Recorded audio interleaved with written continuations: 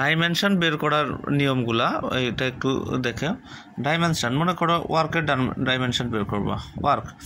তো work is equal two আমরা কি জানি, W is equal two F S, এটা হলো আমার ওয়ার্কিং ফর্মুলা। ওকে, বাট দেখেন এই যে এফ যেটা আছে সেটা ফান্ডামেন্টাল না, কিন্তু এস যেটা আছে সেটা হলো ডিস্টেন্স বা ডিসপ্লেসমেন্ট, এটা ফান্ডামেন্টাল কোয়ান্টিটি। আমরা কি বলছিলাম যে এই এফকে ফান্ডামেন্টাল কোয়ান্টিটিতে আপনি কনভার্ট করে নেবে। তো আমরা লিখতে পারি sir F is equal to M A, তাই না, সরি এম এ, আর একটা এস যেটা আছে সেটা আমরা টেনে দিলাম। এবার দেখেন যে M fundamental, S fundamental, but A fundamental না, তাহলে আমরা এম এসটা আলাদা করে লিখে একে ফান্ডামেন্টালের বানানোর চেষ্টা করতেছি।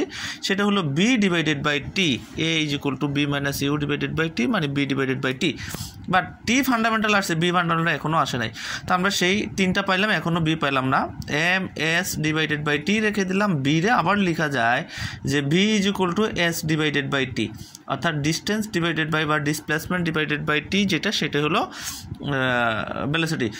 ওকে, এবার সবগুলো দেখেন ফান্ডামেন্টাল চলে আসছে, M fundamental, S fundamental, S fundamental, T fundamental, T fundamental. তাহলে আমরা সেটার জন্য ডাইমেনশন বের করি।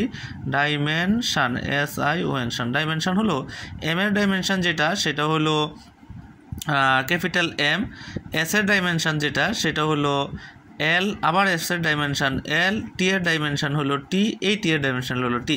তাহলে স্যার আমরা কি লিখতে পারি, M L square T inverse 2। Okay, এটা ঠিক ইউনিটও বের করা যায় যে এম এর ইউনিট হলো কেজি, এস এর ইউনিট হলো মিটার, এই এস এর ইউনিট মিটার ডিভাইডেড বাই এই টি এর ইউনিট এস, এই টি এর ইউনিট এস মানে সেকেন্ড। তাহলে আমরা লিখতে পারি KG M square S inverse 2, এটা হলো ইউনিট আর এটা হলো ডাইমেনশন। ওকে।